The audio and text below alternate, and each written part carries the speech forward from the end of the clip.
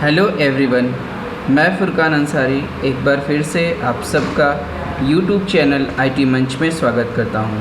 साथियों, web technology के इस 4th वीडियो में मैं आज लोकल वेरिएबल और ग्लोबल वेरिएबल्स के बारे में बात कर रहा हूं। जी हाँ, जावा स्क्रिप्ट में लोकल वेरिएबल्स क्या होते हैं, ग्लोबल वेरिएबल्स क्या होते हैं, इनके विषय में आज इस वीडियो में हम बात करेंगे। पिछले वीडियो में मैंने आपको बताया था कि वेरिएबल क्या होता है, इसको हम कैसे डिफ़ाइन करते हैं। तो आइए सबसे पहले हम लोकल वेरिएबल की बात करते हैं।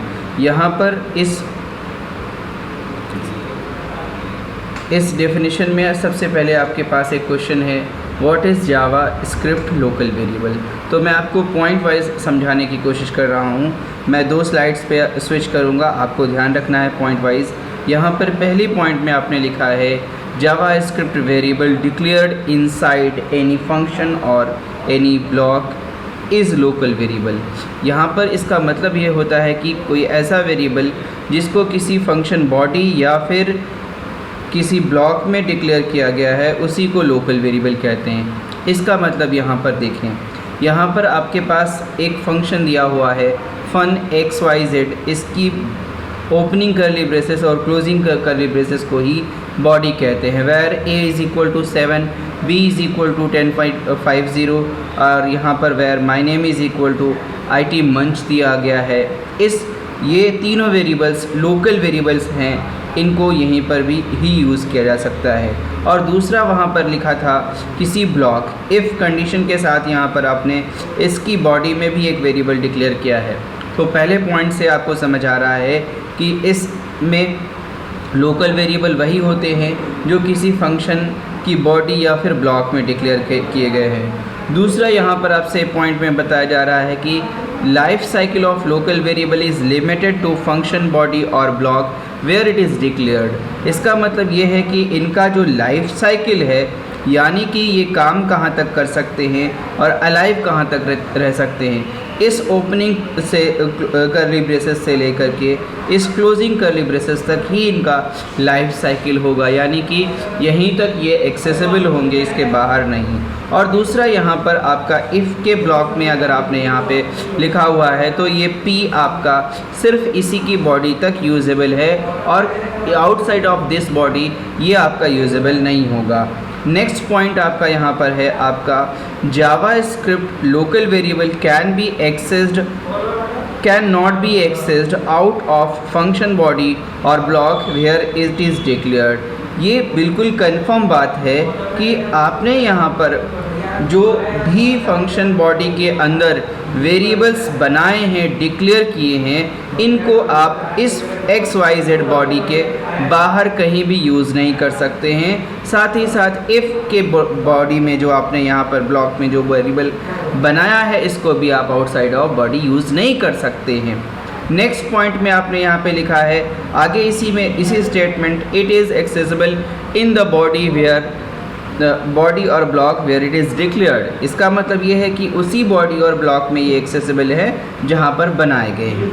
नेक्स्ट, इनके मेमोरी लोकेशन के बारे में आपसे कहा जा रहा है कि memory for these variables is allocated when program execution control enters in the body in the function body और block where it is declared. इसका मतलब ये है कि आपके प्रोग्राम में बहुत सारे फंक्शंस हो सकते हैं, लेकिन लोकल वेरिएबल्स का मेमोरी एलोकेशन तभी होता है जब आपका कंट्रोल उस फंक्शन की बॉडी में एंटर करता है या ब्लॉक में एंटर करता है, और ये जैसे ही प्रोग्राम एग्जीक्यूशन कंट्रोल आपकी फंक्शन बॉडी से बाहर जाता है, वो तुरंत आपकी मेमोरी को रिलीज़ करा लिया जाता है। लोकल वेरिएबल को जो आपका मेमोरी दिया गया था उसको वहाँ से ले लिया जाएगा वापस और लोकल वेरिएबल डिस्ट्रॉय हो जाएगा।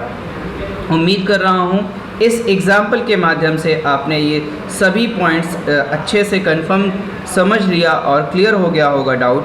और नेक्स्ट हम डिस्कशन करने जा रहे हैं ग्लोबल वेरिएबल्स के बारे में। ग्लोबल वेरिएबल्स लोकल वेरिएबल का जस्ट रिवर्स होते हैं।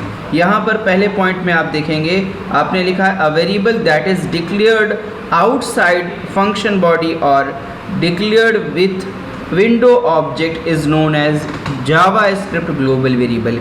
यहाँ पर कहने का मतलब ये है कि ऐसे वेरिएबल जो आपके किसी भी फंक्शन बॉडी के बाहर या ब्लॉक के बाहर डिक्लेयर होते हैं, जैसे यहाँ डेटा नाम का एक वेरिएबल डिक्लेयर किया गया है, ये आपका किसी भी फंक्शन में भी नहीं है और किसी भी ब्लॉक में नहीं है, तो इसलिए ये आपका ग्लोबल वेरिएबल है। नेक्स्ट पॉइंट पर हम बात करते हैं, जो दूसरा इसका पॉइंट आपका डेफिनेशन का है उसके बारे में डिस्कशन करते हैं। Life cycle of global variable is equal to life cycle of program. हाँ, बिल्कुल सही बात है कि आपके ग्लोबल वेरिएबल की जो लाइफ साइकिल होती है वो आपके प्रोग्राम के एग्जीक्यूशन तक आपकी होती है। जैसे ही प्रोग्राम एग्जीक्यूट होना शुरू होगा उसके लिए तुरंत मेमोरी एलोकेट करा दी जाएगी और ये तब तक एलोकेटेड रहेगा जब तक कि आपका प्रोग्राम एग्जीक्यूशन फिनिश ना हो जाए। नेक्स्ट पॉइंट में यहाँ पर आप देखिए,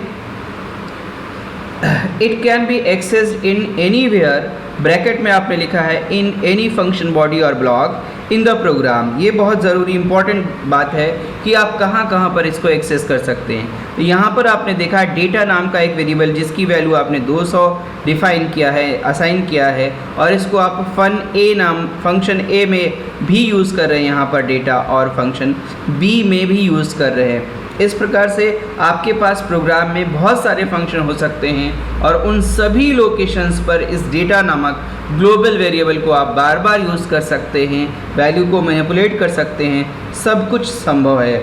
और नेक्स्ट यहाँ पर लास्ट पॉइंट में आपको बताया गया है कि memory allocated for global variable when program go to start execution till in the program execution. इसका मतलब ये है कि जैसे ही आपका प्रोग्राम एग्जीक्यूशन शुरू होता है उसको तुरंत मेमोरी ऑक्युपाई करा दिया जाता है ग्लोबल वेरिएबल को, और ये तब तक आपका ऑक्युपाइड रहता है जबकि आपके प्रोग्राम का एग्जीक्यूशन फिनिश ना हो जाए।